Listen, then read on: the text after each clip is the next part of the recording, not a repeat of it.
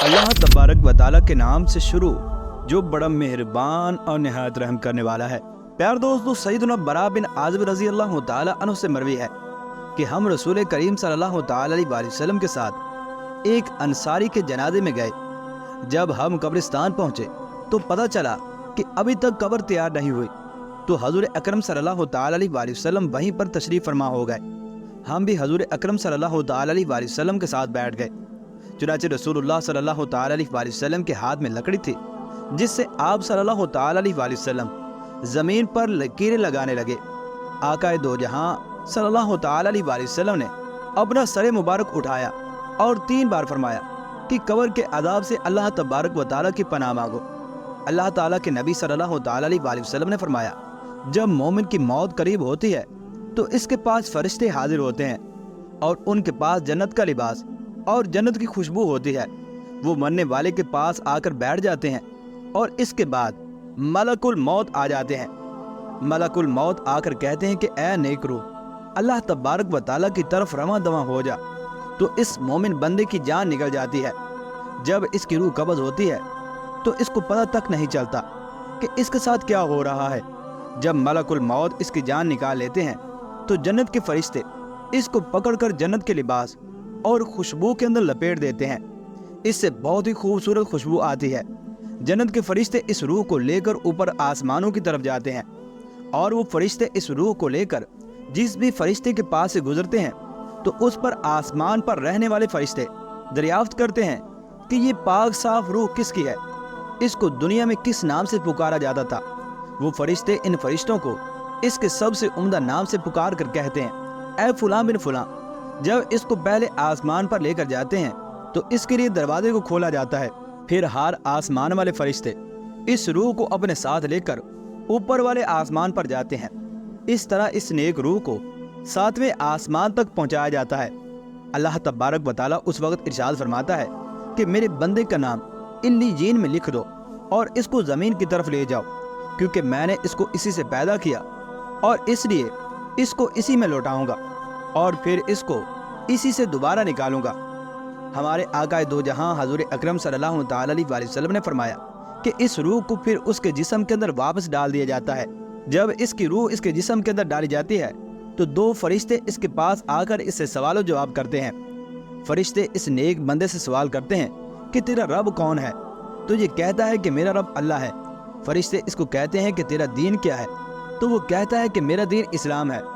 फरिश्ते इस नेक बंदे से पूछते हैं, जो तुम्हारे अंदर मबूस किया गया था वो कौन था, तो वो शख्स जवाब देता है कि वो आकाए दो जहां हजूर अकरम सल्लल्लाहु तआला अलैहि वसल्लम अल्लाह के आखिरी नबी हैं।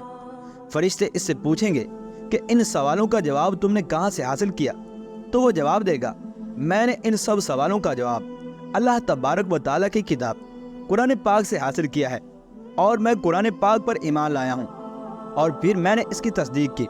इसके बाद आसमान की तरफ से एक आवाज़ बुलंद होती है कि मेरे इस नेक बंदे ने जो कुछ भी कहा सब सच है।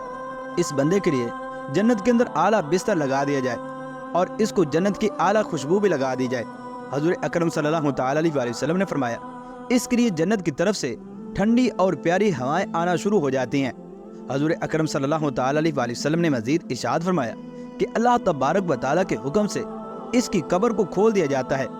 इसके पास एक बहुत ही हसीन और जमील आदमी हाजिर होता है और वो इस बंदे को कहता है कि तुमको हर इस चीज़ की मुसरत हो जो तुमको प्यारी लगती है। यही वो दिन है जिसका तेरे साथ वादा किया था। जो बंदा कब्र में होगा वो उस हसीन और जमील बंदे से दरियाफ्त करेगा कि तेरा चेहरा ऐसे लग रहा है जो कि हमेशा भलाई की खुशखबरी लाता है। वो कहेगा, मैं तेरा नेक नामा अमाल हूँ।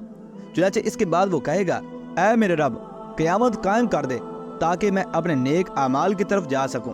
हमारे आकाए दो जहां सल्लल्लाहु तआला अलैहि वसल्लम ने इरशाद फरमाया कि जब किसी काफिर की मौत का वक्त आता है तो आसमान से स्याह रंग के फरिश्ते नाजिल होते हैं और वो इस मरने वाले मुशरिक के पास आकर बैठ जाते हैं। इसके बाद मलकुल मौत इस काफिर के पास इसकी रूह कब्ज़ करने के लिए आते हैं। मलकुल मौत इस काफिर की रूह से कहते हैं, ऐ अल्लाह तबारक व तआला को नाराज़ करने वाली रूह, इसके जिस्म से निकल जा। फिर मौत का फरिश्ता इस बंदे को तकलीफें दे देकर इसकी रूह को कब्ज़ कर लेता है। जब मलकुल मौत इसकी रूह को कब्ज़ कर लेते हैं तो स्याह फरिश्ते इस मुशरिक की रूह को मलकुल मौत के हाथ के अंदर नहीं रहने देते, फौरन इसे ले लेते हैं और इस मुशरिक रूह को गंदे और बदबूदार कपड़ों में लपेट दिया जाता है जिनसे बहुत ही ज्यादा गंदी बदबू आती है। इसके बाद वो सियाह फरिश्ते इस रूह को आसमान की तरफ लेकर जाते हैं। वो रूह को लेकर जिस भी फरिश्ते के पास से गुजरते हैं तो फरिश्ते कहते हैं कि ये बदबख्त रूह किसकी है। इस काफर को जिस गंदे नामों से दुनिया में पुकारा जाता होगा, इसको सबसे गंदे नाम से याद किया जाएगा। यहाँ तक कि फरिश्ते इसको पहले आसमान पर ले जाते हैं।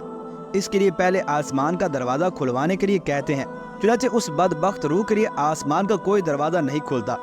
फिर इस बदबख्त रूह को इसके जिस्म के अंदर फेंक दिया जाता है। 2 फरिश्ते इसके पास पहुंचते हैं।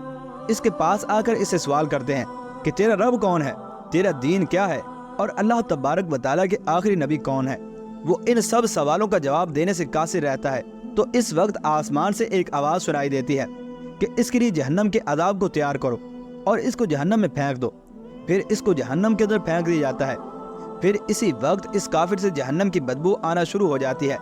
इसकी कब्र इस कदर तंग कर दी जाती है कि इसकी दाईं तरफ की पसलियां बाईं तरफ की पसलियों के अंदर घुस जाती हैं। एक गंदा, बदसूरत और बदबूदार आदमी इसके पास आकर कहता है कि तुझको हर इस चीज की मुबारक हो जो तुमको सबसे बुरी लगती है। चुनांचे उस वक्त वो शख्स उस बदसूरत आदमी से कहता है कि तू बहुत ही बुरा है, तेरे चेहरे से शर टपक रहा है। वो बदसूरत बंदा कहता है कि मैं तेरा बुरा अमल हूँ। चुनांचे उस वक्त कब्र वाला पुकारता है, ऐ मेरे रब, कभी भी क़यामत को कायम न फरमाना। प्यार दोस्तों, 8 खुश नसीब लोग ऐसे होते हैं कि जिनसे कब्र के अंदर किसी किस्म का कोई सवाल जवाब नहीं किया जाता और उनको बगैर सवाल जवाब के ही बख्श दिया जाता है। इसमें सबसे पहला नंबर शहीद का है जो मुल्क की सरहदों की हिफाजत करता हुआ शहीद हो गया। नंबर 2 वो शख्स जो ताउन की बीमारी से मर गया, इसका भी कब्र के अंदर कोई हिसाब किताब नहीं होगा।